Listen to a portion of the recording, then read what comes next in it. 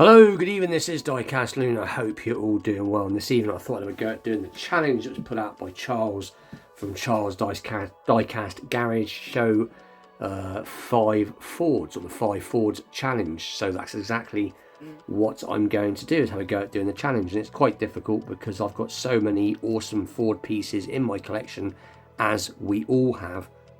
But he did say if you want to show some more, you can. There is real no limit to it, but I think I'm going to stick to maybe 5 or 6 pieces, maybe 7 pieces. We'll see how it turns out. I've picked out some cool pieces anyway. Nonetheless, I've gone for some of my favourite Ford pieces rather than my favourite Ford actual cars. I'll just center the camera a little bit. And also at the end, it's going to be another surprise Ford at the end of the video.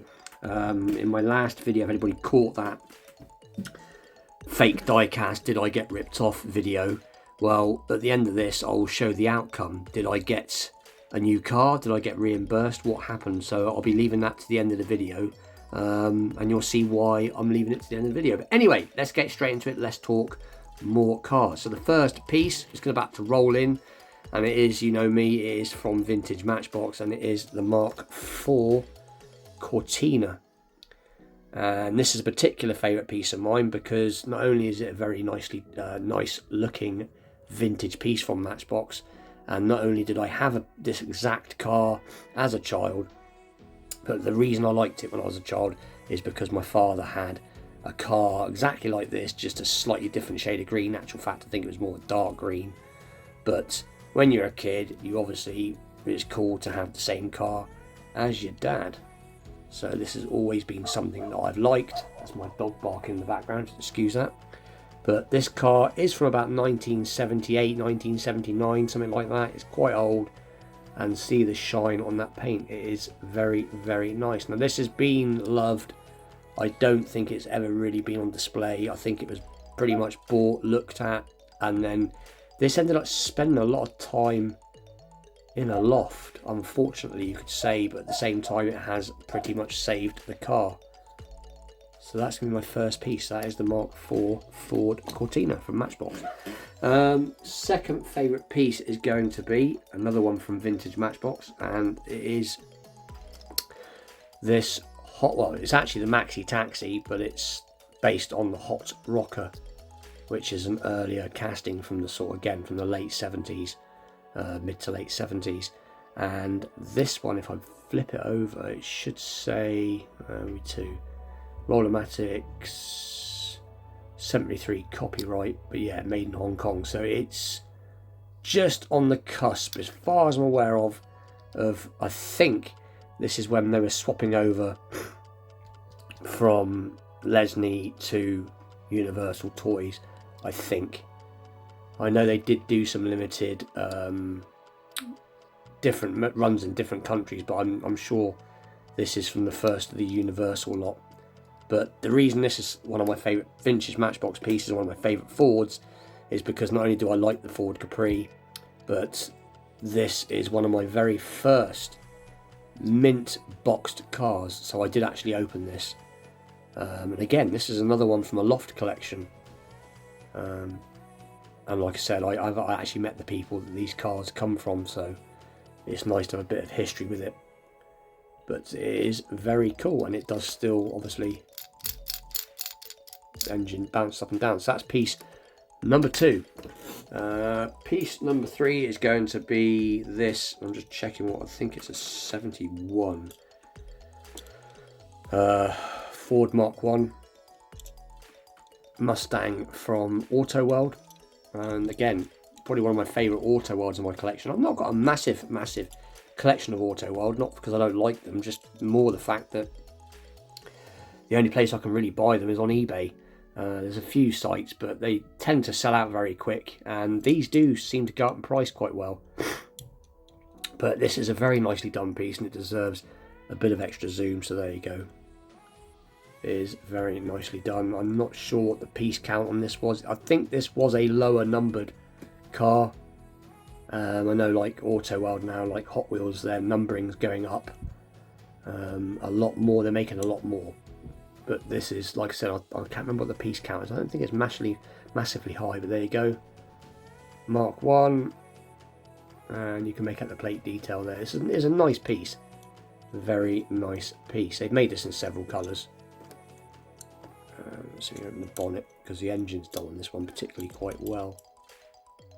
So you get all the coolant pipe there, I think it is. You can see the air cleaner, all that good stuff. So it is quite nicely done. 351 cubic inch engine. I've always fancied getting the yellow version of this that was in the original Gone in 60 Seconds, which I think that was a 73. And I think this one, as like I said, I think this is a 71, possibly a 72. I can't remember now. So they don't really say on Auto World what they are. Anyway, that's piece number 3. Piece number 4, sticking with, now we're going back to Greenlight, sorry. And this is probably one of my favourite pieces from Greenlight, just because again it is done so nicely. It is obviously a Ford F100, I believe, and I think it's a 76, it's 69 or 72. Now, being Greenlight, it should say, oh look, completely wrong, 68 Ford F100, but it is an awesome piece because it is done in, it's like a shop truck, so you get Tupelo Grease Co, and I just like all this rusted effect, and you can see part of the arch is rusted, so it has been done very nicely. Texas plates, I believe. I remember rightly, I think Charles is from Texas, or that persuasion, so this is quite fitting for him. But yeah, it is a very, very cool piece, and again it's got great under bonnet detail. So that is the Ford 68 Ford F100 shop truck from Greenlight. So that's piece number 4. Piece number 5 is probably only one of my all-time favourite pieces in my collection. It's very difficult. This is probably level pegging with my Dodge Tradesman van. I don't know which one I like the best because they both are very, very nicely done. So this is obviously the 32 Ford 5-window coupe from Hot Wheels RLC. And what I like about this car is every time I pick it up, because this spends most of its time in my cabinet, and the cabinet's pretty good. It doesn't get too dusty. You get a little bit of dust, but not a massive amount. So the cars are pretty safe in there, and they're out the way of the sunlight, and they're pretty sheltered. And what I like about this is every time I get it out, I notice more detail. These are very nicely done. You can see you've got the colour there on the headers, just like it's been ran. You've got the blower. You can see the blower there at the top. You can see some cards on the side there. I do believe it says 2 Wild on the rear. I think it says California as well, 2 Wild. And the tyres are almost this like a scuffed look to them, slightly scuffed look, like they've been, like the car's been ran basically. I'm just trying to pick it up without sticking my greasy fingers all over it. But it is very nicely done. You've got all the firewall there. You can see the suspension, dampers. You can see the what would be drum brakes. You can see this tyres are like a slotted, grooved tyre, like they did back in the day. So it has got a lot of nods to the old ways of these cars, because most of the 32 Fords were the people that came back from World War II, and they basically, you know, for the war and after the war, custom cars and, you know, all this type of persuasion was very big. I think this is supposed to be like a vintage look, possibly with like a modern engine. I'm not quite sure what the engine is in this one, but it is just beautiful paint, beautifully done. Like I said, I'm holding it by the tyres. I will flip it over without dropping it. There's the underneath. So everything's painted in. Again, drum brakes on the back. You can just make them out. And what I noticed on this when I picked it up earlier is I noticed it's actually sat. They've done the underneath like it's a chassis, which you can just about make out the chassis rail there, which I thought was cool. So again, it's something, every time you pick it up you notice a difference And again, there's it's like a leaf spring there type thing going on. So that's probably one of my favourite cars in my whole collection. Level pegging probably with my Dodge Trader. So let's take the zoom off. So that's going to be the cars I'm going to be showing for the challenge. And then the last piece is going to be this. Corgi Junior's Whiz Wheels. And it is another Ford Capri. And I did go back to that shop. I managed to get there in the end. I managed to get some time to go up there. And there was no real problem. I explained that the car was basically, I don't want to say a forgery or a fake. It was a reproduction. Someone had made, basically restored it. And the trouble is that particular version of car was a very expensive car, and it makes sense to reproduce it. But it was a lot of money. I know some of the people in the comments said to keep it, and some said to take it back and whatever, but I wanted to take it back. It's got nothing to do with monetary. It's the fact I am a big vintage collector, and if I wanted a car that was like that, I could have done it myself.